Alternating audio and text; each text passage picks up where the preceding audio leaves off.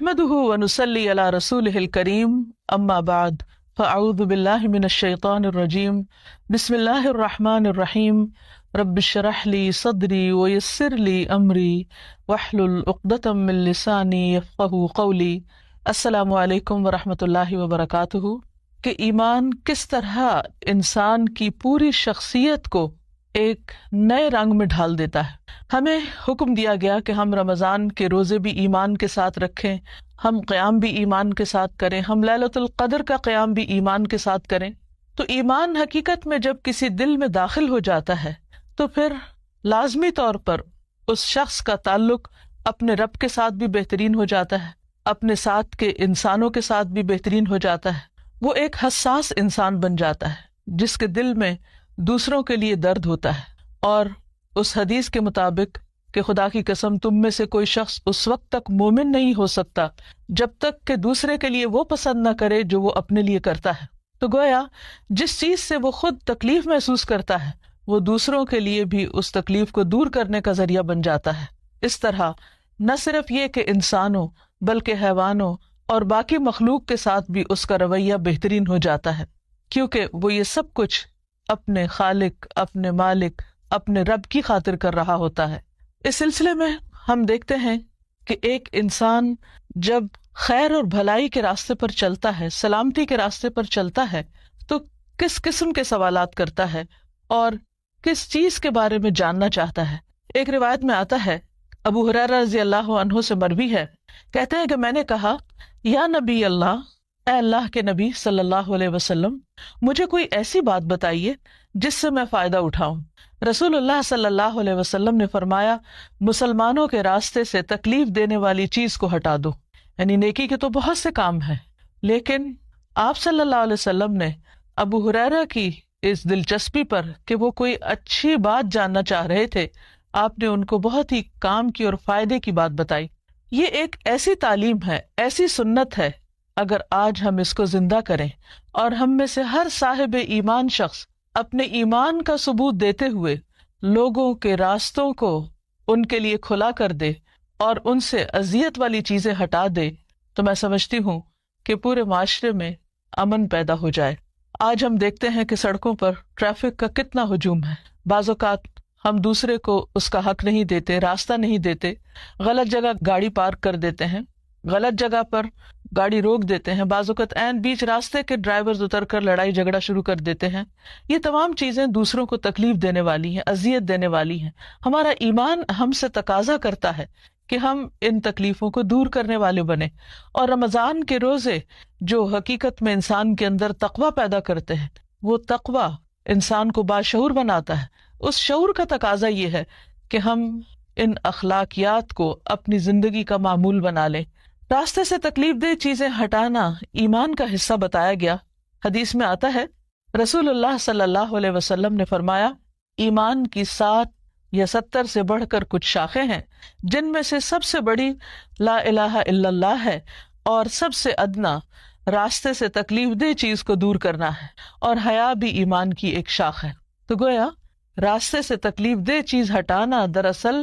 ایمان کا ثبوت دینا ہے۔ نبی صلی اللہ علیہ وسلم نے فرمایا، جو شخص مسلمانوں کے راستے سے کسی تکلیف دہ چیز کو ہٹاتا ہے تو اللہ تعالیٰ اس کے لیے ایک نیکی لکھ دیتا ہے، اور جس کے لیے اللہ کے ہاں نیکی لکھ دی جائے اللہ تعالیٰ اسے جنت میں داخل فرمائے گا، کیونکہ ان البر یہدی الی الجنہ، نیکی انسان کو جنت کا راستہ دکھاتی ہے، جنت کی طرف لے جاتی ہے۔ انسان ہر روز جب صبح کے وقت اٹھتا ہے تو اس کے ہر جوڑ پر صدقہ واجب ہوتا ہے۔ حدیث میں آتا ہے کہ 2 آدمیوں کے درمیان عدل کرنا صدقہ ہے، یعنی انسان دراصل اپنا صدقہ دے رہا ہوتا ہے۔ ہمارے ہاں صدقے کا ایک بہت ہی محدود سا مفہوم ہے، اور وہ یہ کہ کسی بکرے کو ذبح کر دیا جائے یا کسی مسکین کو کچھ کھانے کو دے دیا جائے، وہ بھی صدقہ ہے۔ لیکن اس کے علاوہ بھی بہت سے کاموں کو صدقہ شمار کیا گیا۔ فرمایا 2 آدمیوں کے درمیان عدل کرنا، انصاف کرنا، یعنی باہم اگر وہ جھگڑ رہے ہیں تو انصاف کی بات کرنا، یہ بھی صدقہ ہے۔ آدمی کو اس کی سواری پر سوار کرنا، یعنی اس سواری میں مدد دینا، یا اس کا سامان اٹھانا، یا اس کے سامان کو سواری سے اتارنا، یہ بھی صدقہ ہے۔ اور پاکیزہ بات کرنا، اچھی بات کرنا بھی صدقہ ہے۔ نماز کی طرف چل کر جانے میں ہر قدم صدقہ ہے، اور راستے سے تکلیف دہ چیز کو ہٹا دینا یہ بھی صدقہ ہے۔ اگر انسان کا شعور جاگتا ہو، بصیرت کی آنکھیں کھلی ہوں، تو ہو نہیں سکتا کہ انسان کو راستے میں پڑی ہوئی یا راستے میں بکھری ہوئی یا تکلیف دینے والی چیزیں پھر نظر نہ آئیں اور وہ یہ صدقہ کیے بغیر گزر جائے۔ پھر اسی طرح نبی صلی اللہ علیہ وسلم نے فرمایا کہ میری امت کے اچھے اور برے اعمال مجھ پر پیش کیے گئے کہ امت کیا کچھ کرتی ہے، تو میں نے ان کے اچھے اعمال میں سے اچھا عمل راستے میں سے تکلیف دہ چیز کا دور کر دینا پایا، کہ ان کے اچھے اچھے کاموں میں سے ایک کام کیا ہے کہ وہ راستے سے تکلیف دہ چیز ہٹا رہے ہیں۔ یہ نہیں کہ سڑک کسی کام کے لیے کھودی تو واپس درست ہی نہ کی، یا کہیں پائپ بچھائے تو وہ اس طریقے پر کہ آنے جانے والوں کے راستے میں رکاوٹ کھڑی کریں، یا پھر یہ کہ گٹر کا ڈھکن اٹھا کے ادھر ادھر کر دیں اور لوگوں کے لیے ہلاکت کا دروازہ کھول دیں۔ یہ کسی مومن کی شان نہیں ہو سکتی، یہ نبی صلی اللہ علیہ وسلم کی امتی کا کردار نہیں ہو سکتا۔ اس لیے آپ صلی اللہ علیہ وسلم کو جو اعمال دکھائے گئے ان میں سے ایک نیکی یہ بھی دکھائی گئی کہ آپ کی امت رستے سے تکلیف دہ چیزیں ہٹانے والی ہے، اور میں نے ان کے برے اعمال میں سے مسجد میں تھوکنا اور اس کا دفن نہ کرنا پایا، یعنی لوگوں کے سامنے ہی تھوک دینا یا راستے میں۔ اب آپ دیکھیے بعض راستوں پر پان کی پیک پھینکی ہوئی ہوتی ہے، اچھی بھلی بلڈنگ، صاف ستھرے راستے، صرف تھوک کے نشانات کی وجہ سے ایسا کریہ منظر پیش کرتے ہیں کہ انسان کی طبیعت متلا جاتی ہے۔ اس لیے بہت ضروری ہے کہ ان تمام چیزوں سے پرہیز کیا جائے۔ پھر اسی طرح راستے سے تکلیف دہ چیز کا ہٹانا جنت میں داخلے کا ذریعہ بھی ہے۔ رسول اللہ صلی اللہ علیہ وسلم نے فرمایا، ایک آدمی ایسے راستے سے گزرا کہ ایک خاردار شاخ اس پر تھی، یعنی کانٹوں والی شاخ تھی۔ اس پر وہ کہنے لگا، اللہ کی قسم میں اس شاخ کو مسلمانوں کے راستے سے ہٹا دوں گا تاکہ یہ ان کو تکلیف نہ دے۔ پھر وہ آدمی جنت میں داخل کر دیا گیا، صرف اس سوچ کی وجہ سے کہ اس نے دوسروں کی تکلیف دور کرنے کی ٹھان لی۔ ایک اور روایت میں آتا ہے، حضرت انس سے مروی ہے کہ ایک درخت سے راستے میں گزرنے والوں کو اذیت ہوتی تھی، ایک آدمی نے اسے آ کر ہٹا دیا۔ نبی صلی اللہ علیہ وسلم نے فرمایا، میں نے جنت میں اسے درختوں کے سائے میں پھرتے ہوئے دیکھا ہے، یعنی وہ شخص جنت میں اس عمل کی وجہ سے پہنچ گیا کہ اس نے دوسروں کا دکھ درد محسوس کیا اور تکلیف دہ چیز کو راستے سے ہٹا دیا۔ پھر اسی طرح نبی صلی اللہ علیہ وسلم کی ایک وصیت بھی ہے۔ ابو برزہ فرماتے ہیں، میں نے رسول اللہ صلی اللہ علیہ وسلم کی خدمت میں عرض کیا، اے اللہ کے رسول، میں نہیں جانتا شاید کہ آپ اس دنیا سے چلے جائیں اور میں آپ کے بعد زندہ رہوں، تو آپ مجھے کوئی ایسا زاد راہ عطا فرمائیں جس کے ذریعے مجھے نفع حاصل ہو۔ آپ نے فرمایا، یہ اور یہ کرو، یعنی کچھ کام بتائے، اور راستے سے تکلیف دینے والی چیز کو ہٹا دیا کرو۔ اب آپ دیکھیے کہ نبی صلی اللہ علیہ وسلم دنیا سے جاتے ہوئے اپنی امت کو کن کاموں کی تلقین کر رہے ہیں۔ اگر ہم صرف اس ایک سنت پر عمل کرتے ہوئے لوگوں کے لیے راستے کھلے کر دیں تو آپ دیکھیے کہ ہمارا آس پاس کس قدر خوبصورت ہو جائے۔ مومن ایک بہت ہی حساس انسان ہوتا ہے، جو وہ اپنے لیے چاہتا ہے وہی دوسروں کے لیے چاہتا ہے۔ وہ کسی کے لیے مسائل کھڑے نہیں کرتا، کسی کے لیے رکاوٹیں پیدا نہیں کرتا، وہ ایک نو پرابلم انسان ہوتا ہے۔ وہ راستے میں دوسروں کے لیے بھی آسانیاں پیدا کرتا ہے، اور ان سارے اعمال کو مومن کے لیے صدقہ بتایا گیا اور ان پر انکریج کیا گیا۔ نبی صلی اللہ علیہ وسلم کی ایک حدیث سے بھی ہمیں پتہ چلتا ہے، ابو ذر رضی اللہ عنہ سے مروی ہے کہ نبی صلی اللہ علیہ وسلم نے فرمایا، تم میں سے ہر ایک کے ہر عضو پر صبح کے وقت صدقہ لازم ہوتا ہے۔ میں نے کہا، اے اللہ کے رسول صلی اللہ علیہ وسلم، میں کیسے صدقہ کروں جب کہ میرے پاس مال نہیں ہے؟ آپ صلی اللہ علیہ وسلم نے فرمایا، سبحان اللہ، الحمد للہ،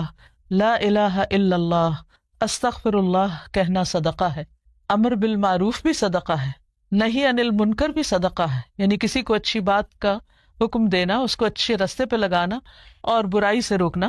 لوگوں کے راستے سے کانٹا، ہڈی اور پتھر ہٹا دو۔ یہاں نبی صلی اللہ علیہ وسلم راستے میں تکلیف دینے والی چیزوں کا نام بھی لے رہے ہیں۔ نابینا کو راستہ دکھا دو، گنگے بہرے کو بات سمجھا دو، کسی ضرورت مند کو اس جگہ کی رہنمائی کر دو جہاں سے اس کی ضرورت پوری ہونے کا تمہیں علم ہو، اپنی پنڈلیوں سے دوڑ کر کسی مظلوم اور فریاد رس کی مدد کر دو، اپنے ہاتھوں کی طاقت سے کسی کمزور کو بلند کر دو۔ یہ سب تمہاری طرف سے اپنی ذات پر صدقہ کے دروازے ہیں۔ یعنی ان تمام اعمال کا فائدہ خود تمہیں کو ہوگا۔ اس میں آپ دیکھیے کہ انسان کو کچھ خرچ کرنے کی ضرورت نہیں، اس کے لیے شرط نہیں کہ وہ مالدار ہو۔ یہ وہ صدقات ہیں، یہ صدقے کی وہ قسمیں ہیں جو ہر شخص صدقہ کر سکتا ہے، جس کے لیے کسی کے پاس جانے کی ضرورت نہیں، کچھ زیادہ تردد کی ضرورت نہیں، بس صرف ایک جاگتے دل اور بصیرت کی ضرورت ہے، آنکھیں کھول کر چلنے کی ضرورت ہے، دوسروں کے لیے درد دل رکھنے کی ضرورت ہے، اور جس کے اندر ایسا دل ہوگا اس کو ایسے صدقات کرنے کے بے پناہ مواقع میسر آئیں گے۔ اسی طرح ہم دیکھتے ہیں کہ بعض اوقات کچھ لوگ راستوں پر بیٹھ کر گفتگو کرتے رہتے ہیں اور آنے جانے والوں کو ان سے تکلیف پہنچتی۔ ایک موقع پر نبی صلی اللہ علیہ وسلم نے صحابہ کو اس بات سے منع فرمایا کہ تم راستوں پر مت بیٹھا کرو۔ لوگوں نے عرض کیا ہمارے لیے اس کے سوا کوئی چارہ کار نہیں، یعنی ہمارے بیٹھنے کی کوئی اور جگہ نہیں، ہم وہیں بیٹھتے ہیں اور باتیں کرتے ہیں۔ تو آپ صلی اللہ علیہ وسلم نے فرمایا جب تم وہاں بیٹھنے پر مجبور ہو تو راستے کو اس کا حق دو۔ لوگوں نے عرض کیا راستے کا حق کیا ہے؟ فرمایا نگاہیں نیچی رکھنا، ایذا رسانی سے رکنا، یعنی کسی کو کسی قسم کی تکلیف نہ دینا، مثلاً کوئی آواز کس کے یا کسی کا مذاق اڑا کے یا کسی کو ڈرا کے، یعنی اپنی ذات سے کسی بھی قسم کی کوئی تکلیف دوسروں کو مت دینا۔ سلام کا جواب دینا، یعنی راہ چلتے ہوئے لوگ اگر تمہیں سلام کریں تو ان کے سلام کا جواب بھی، اچھی باتوں کا حکم دینا اور بری باتوں سے روکنا۔ پھر اسی طرح یہ ہے کہ اگر راستے میں کوئی ایسا شخص ہو کہ جو بھٹک رہا ہو، جس کو راستہ کا علم نہ ہو، بعض اوقات لوگ اپنے گھر سے نکلتے ہیں ایڈریس لینا بھول جاتے ہیں، پوچھتے پوچھاتے منزل پہ پہنچتے ہیں، ان کو راستہ سمجھانا بعض اوقات مشکل ہوتا ہے اور بہت پیشنس کا کام ہوتا ہے، تو ان لوگوں کی مدد کی جائے۔ پھر اسی طرح یہ ہے کہ راستے میں اللہ کا ذکر بھی کیا جائے۔ حدیث میں آتا ہے کہ جو لوگ کسی جگہ پر مجلس کریں، یعنی اگر راستے میں بھی بیٹھے ہوئے ہیں یا چل رہے ہیں لیکن اس میں اللہ کا ذکر نہ کریں، ان کے لیے وہ قیامت کے دن باعث حسرت ہوگی۔ اور جو آدمی کسی راستے پر چلتے ہوئے اللہ کا ذکر نہ کرے، وہ چلنا بھی قیامت کے دن اس کے لیے باعث حسرت ہوگا۔ اور جو آدمی اپنے بستر پر آئے لیکن اللہ کا ذکر نہ کرے، وہ بھی اس کے لیے باعث حسرت ہوگا۔ لہذا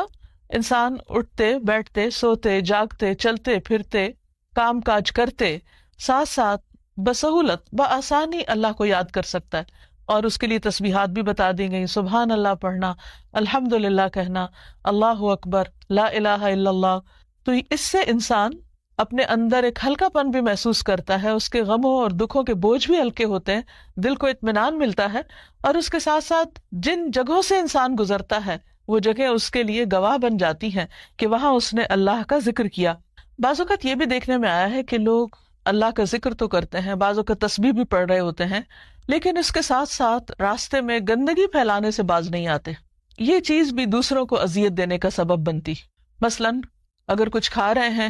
مثلاً کیلا کھا رہے ہیں تو اس کا چھلکا پھینک دینا، کوئی ٹافی یا بسکٹ وغیرہ کھائیں تو ان کے ریپر پھینک دینا، سگریٹ پینے کے بعد اس کے ٹکڑے پھینک دینا، اور بعض اوقات تو ان ٹکڑوں کے اندر آگ بھی سلگ رہی ہوتی ہے۔ اسی طرح بعض لوگ راستوں پر رفع حاجت بھی کر دیتے ہیں۔ نبی صلی اللہ علیہ وسلم نے ان چیزوں سے سختی سے روکا ہے کہ کوئی بھی کام ایسا کیا جائے جس سے راہ گزر کو تکلیف ہو۔ ایک حدیث میں آتا ہے رسول اللہ صلی اللہ علیہ وسلم نے فرمایا 3 لعنت کرنے والے کاموں سے بچو: پانی کے گھاٹ پر، کسی گزرگاہ پر، اور سایہ دار جگہ میں بول و براس کرنا۔ یعنی یہ وہ کام ہیں کہ جن سے انسان اللہ تعالیٰ کی رحمت سے دور ہو جاتا ہے، اللہ تعالیٰ کی ناراضگی لازم ہو جاتی ہے۔ نبی صلی اللہ علیہ وسلم نے فرمایا جس نے مسلمانوں کو ان کے راستے میں اذیت دی اس پر ان کی لعنت واجب ہو جاتی ہے۔ ایک اور حدیث میں آتا ہے نبی صلی اللہ علیہ وسلم نے فرمایا راستے کے درمیان پڑاؤ مت ڈالا کرو، یعنی راستے میں مت بیٹھ جاؤ، اور نہ ہی راستے میں قضاء حاجت یعنی بول و براس کیا کرو۔ اسی طرح بعض اوقات یہ بھی دیکھنے میں آیا ہے کہ بعض لوگ چلتی سڑک پر، یعنی جہاں پر ہیوی ٹریفک ہے، بعض اوقات وہاں ٹریفک روک کر خود سڑک عبور کرنا شروع کر دیتے ہیں اور بہت سے لوگوں کی اذیت کا باعث بن جاتے ہیں۔ بعض لوگ خراب گاڑیاں سڑک پر لے آتے ہیں، وہ عین راستے میں خراب ہو جاتی ہیں اور اس کی وجہ سے لوگوں کو تکلیف ہوتی ہے، بہت سے لوگوں کا راستہ بند ہو جاتا ہے۔ اسی طرح شارع عام کے اوپر بڑے بڑے جلسے جلوس کرنا، اس کا نقصان یہ ہوتا ہے کہ بہت سے لوگ حتیٰ کہ مریض وغیرہ بھی بہت اذیت میں مبتلا ہو جاتے ہیں۔ بعض اوقات تو یہ تک دیکھنے میں آیا کہ ایمبولینسز ایسے جگہوں پر پھنس جاتی ہیں اور لوگوں کی جان چلی جاتی ہے۔ ہم سب کو چاہیے کہ رمضان کے اس مہینے میں اپنے اعمال کا محاسبہ کریں اور اس بات کا جائزہ لیں کہ کہیں ایسا تو نہیں کہ ہماری ذات سے کسی کو تکلیف ہو رہی ہو، کیونکہ مسلمان وہ ہے جس کے ہاتھ اور زبان سے دوسرے مسلمان محفوظ رہیں۔ اللہ تعالی ہم سب کو امن، ایمان، سلامتی اور اسلام سے نوازے اور ہمیں ان اعمال کی توفیق دے جو اس کو پسند ہے، جو اس کو محبوب ہیں، اور وہ ہم سے راضی ہو جائے اور ہم اس سے راضی ہوں۔ اللہ تعالیٰ نے انسان کو پیدا کیا، اس کے اندر خیر اور شر دونوں چیزیں رکھی، پھر اس کو دونوں راستے دکھائے، پھر اس کو آزادی بھی دی کہ وہ چاہے تو بھلائی کے راستے پہ چلے اور چاہے تو برائی کا راستہ اختیار کرے۔ انسان کو اللہ تعالیٰ نے جس راستے کے لیے پسند کیا وہ خیر و بھلائی کا راستہ ہے، اور اس راستے پہ چلانے کے لیے ہر دور میں پیغمبر بھیجے۔ سب سے پہلے انسان حضرت آدم علیہ السلام ایک پیغمبر بھی تھے۔ جب وہ دنیا میں بھیجے جا رہے تھے تو اس وقت اللہ تعالیٰ نے فرمایا فَإِمَّا يَأْتِيَنَّكُم مِّنِّي هُدًى فَمَن تَبِعَ هُدَايَ فَلَا خَوْفٌ عَلَيْهِمْ وَلَا هُمْ يَحْزَنُونَ،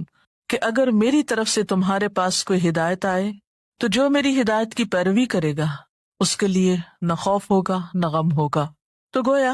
خوف اور غم کے علاج کے لیے انسان کو جو نسخہ بتایا گیا وہ اللہ تعالیٰ کی طرف سے آئی ہوئی ہدایت کی پیروی کرنا، یا دوسرے لفظوں میں زندگی گزارنے کا وہ طریقہ اختیار کرنا جو اللہ تعالیٰ کی مرضی کے مطابق ہو۔ لیکن انسان اس کے لیے اس دنیا میں آنے کے بعد بہت سی آزمائشیں بھی ہیں، انسان کے ساتھ اس کا نفس بھی ہے، شیطان بھی ہے، پھر بسا اوقات انسان کا ماحول بھی ایسا ہوتا ہے کہ جس کے دباؤ میں آ کر انسان اللہ تعالیٰ کا راستہ چھوڑ کر یا اس کی مرضی اور رضا کا راستہ چھوڑ کر اللہ تعالیٰ کی نافرمانی کا راستہ اختیار کر لیتا ہے۔ ایسا کرنا اس کے لیے نہ دنیا میں فائدے کا باعث ہوتا ہے اور نہ ہی آخرت میں۔ انسان جب اللہ کی نافرمانی کرتا ہے، گناہ کرتا ہے، تو ہمیشہ پریشانی، احساس ندامت اور غم کا شکار ہوتا ہے، یعنی نتیجتاً دکھ اور پریشانی اس کا مقدر ہوتی ہے۔ ایسے میں انسان کیا کرے؟ انسان چونکہ فرشتہ نہیں، اس لیے یہ ممکن نہیں کہ اس سے کوئی غلطی نہ ہو۔ غلطی تو ہوگی کیونکہ انسان ہے، بھول چوک بھی ہے، خواہشات نفس بھی ہیں، تو یہ ہو نہیں سکتا کہ اس سے غلطی نہ ہو۔ اور انسان شیطان بھی نہیں کہ اس سے کوئی اچھائی نہ ہو اور صرف برائی ہی کرے، نہیں، انسان ان دونوں کے بیچ کی چیز ہے۔ اب سوال یہ پیدا ہوتا ہے کہ اگر انسان سے انسان ہونے کے ناطے غلطی ہو جائے، خطا ہو جائے، بھول چوک ہو جائے، وہ اللہ کی نافرمانی کا کام کر بیٹھے، تو پھر اس کے بعد کیا کرے؟ دو طریقے ہو سکتے ہیں۔ ایک تو یہ کہ وہ مایوس ہو جائے،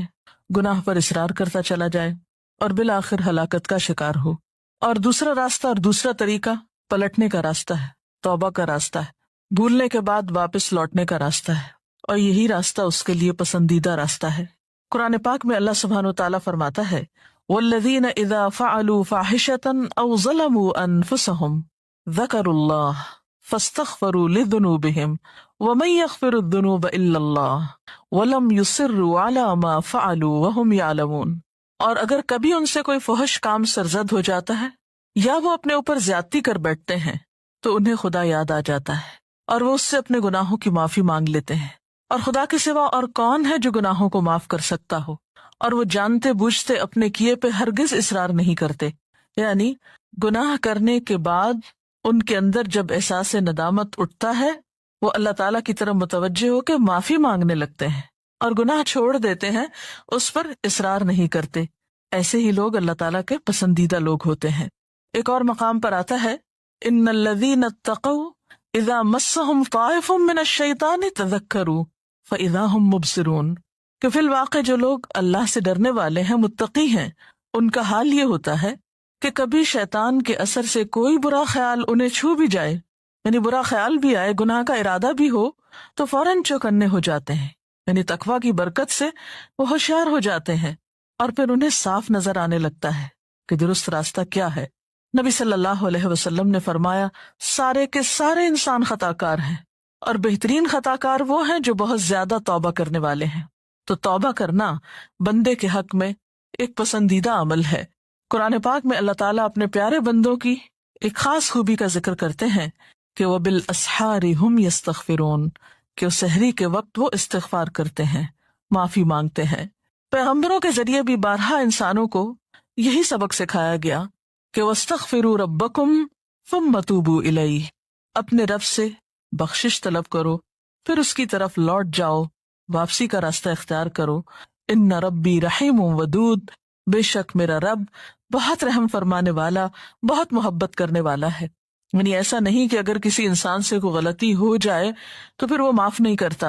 اور ہمیشہ کے لیے وہ اس کی نظروں سے گر جاتا ہے، نہیں، 100 بار بھی اگر کوئی غلطی کرتا ہے اور پھر اس کو احساس ندامت ہوتا ہے، شرمندگی ہوتی ہے اور وہ پلٹتا ہے تو اللہ تعالیٰ اس کو معاف کرتا رہتا ہے۔ ایک حدیث میں آتا ہے ان اللہ یقبل توبۃ العبد ما لم یغرغر، اللہ بندے کی توبہ اس وقت تک قبول کرتا ہے جب تک کہ وہ آخری دموں پہ نہ ہو یا اس کی سانس نہ اکھڑ جائے، یعنی مرتے دم تک توبہ قبول ہوتی رہتی ہے۔ ہاں، یہ الگ بات ہے کہ ایک انسان جب فوت ہو جاتا ہے اور وہ شرک کی حالت میں ہوتا ہے یا کفر کی حالت میں ہوتا ہے یا کسی کبیرہ گناہ کے ارتکاب کی حالت میں ہوتا ہے اور توبہ کیے بغیر مر جاتا ہے، تو مرنے کے بعد جب سزا سامنے آ جاتی ہے، اللہ تعالیٰ کی ناراضگی اور غصہ سامنے آ جاتا ہے، تو پھر توبہ کا موقع نہیں رہتا۔ اس لیے ہمیں کبھی بھی اللہ تعالیٰ کی رحمت سے نا امید نہیں ہونا چاہیے، گناہ کتنا بھی بڑا ہو جائے، غلطی کتنی بھی بڑی ہو، لیکن کبھی مایوسی پاس نہ پٹکنے پائے۔ قرآن پاک میں اللہ تعالیٰ فرماتے ہیں یا عبادی الذین اسرفوا علی انفسہم لا تقنطوا من رحمت اللہ ان اللہ یغفر الذنوب جمیعا انہ هو الغفور الرحیم۔ اے میرے وہ بندو جو اپنی جانوں پر زیادتی کر بیٹھے ہو، اللہ کی رحمت سے ہرگز مایوس نہ ہونا، یقیناً وہ تمہارے سارے کے سارے گناہ معاف فرما دے گا، وہ بہت ہی معاف فرمانے والا اور بڑا ہی مہربان ہے۔ اور تم اپنے رب کی طرف رجوع کرو اور اس کی فرما برداری بجا لاؤ، وَأَنِيبُوا إِلَىٰ رَبِّكُمْ وَأَسْلِمُوا لَهُ مِن قَبْلِ أَن يَأْتِيَكُمُ الْعَذَابُ ثُمَّ لَا تُنصَرُونَ، اس سے پہلے کہ تم پر وہ عذاب آ جائے کہ پھر تم کہیں سے بھی مدد نہ پا سکو۔ یعنی آخرت میں جب سزا سامنے آ جائے گی تو کوئی بھی شخص کتنی بھی توبہ کرے، کتنا بھی روئے دھوئے، پھر معافی نہیں ہو سکتی۔ ہاں، جب تک وہ زندہ ہے کتنا بھی بڑا قصور ہے اس کی معافی ہو سکتی ہے۔ اس کا یہ مطلب نہیں کہ انسان جان بوجھ کر غلطی کرنا شروع کر دے کہ معافی تو ہو ہی جائے گی اس لیے جو چاہے میں کروں، کیا معلوم کہ پھر اس کے بعد، اس غلطی کے بعد توبہ کا موقع ملتا ہے یا نہیں۔ تو جان بوجھ کر غلطی نہیں کرنی چاہیے۔ اس سلسلے میں ہم دیکھتے ہیں حضرت یوسف علیہ السلام کے ساتھ جو کچھ ہوا، ان کے بھائیوں نے انہیں اندھے کنویں میں دھکیلا اور ان پر چوری کا الزام لگایا اور بہت زیادہ زیادتی کی، لیکن اتنے بڑے قصور کے بعد جب ان کو احساس ہوتا ہے کہ ہم غلط تھے تو وہ فوراً اپنے رب کے حضور معافی مانگتے ہیں اور اپنے والد سے بھی درخواست کرتے ہیں کہ آپ بھی اللہ تعالیٰ سے ہمارے لیے معافی کی درخواست کیجیے۔ یا ابانا استغفر لنا ذنوبنا انا کننا خاطئین، اے ابا جان ہمارے گناہوں کی بخشش کے لیے دعا کیجیے، واقعی ہم بڑے خطا کار تھے۔ اب یہ کوئی چھوٹا جرم نہیں تھا کہ ایک معصوم بچے کو بغیر کسی جرم کے کنویں میں پھینکا گیا اور اس پر چوری کا الزام بعد میں لگایا گیا، لیکن جب احساس ہوا تو پھر توبہ کر لی۔ تو ان کے والد نے بھی ان کے لیے پھر کیا کہا تھا؟ قال سوف استغفر لکم ربی، کہ میں جلد ہی تمہارے لیے استغفار کروں گا، انہ هو الغفور الرحیم، بے شک وہ بخشش فرمانے والا مہربان ہے، یعنی وہ ضرور معاف کر دے گا۔ اور پھر ایک گناہ ہو یا زیادہ ہو، چھوٹا گناہ ہو یا بڑا گناہ ہو، توبہ کرنے میں دیر نہیں لگانی چاہیے، اور کبھی مایوس ہو کر کہ میرے تو گناہ معاف ہو نہیں سکتے